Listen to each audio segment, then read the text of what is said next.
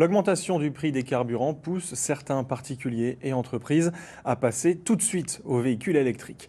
Dans la Meuse, la demande en installation de bornes de recharge est en hausse, une tendance déjà entamée avant la guerre en Ukraine et qui s'accélère. Un reportage de Lodoïs Gravel et Frédéric Madier.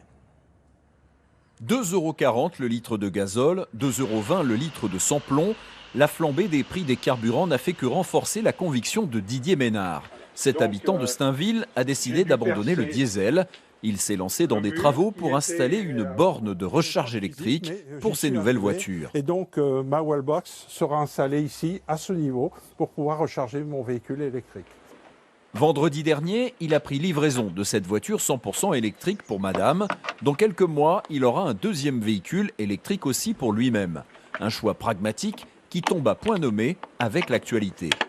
Pour des retraités, vivant à la campagne, tant qu'on n'a pas de longs trajets, l'électrique, pour moi, c'est l'idéal. À part si vous avez à aller voir de la famille ou partir en vacances, mais il y a toujours possibilité de louer un véhicule thermique uniquement pour ces longs voyages. On ne veut pas avoir le stress de la borne en panne et de la décharge de la batterie.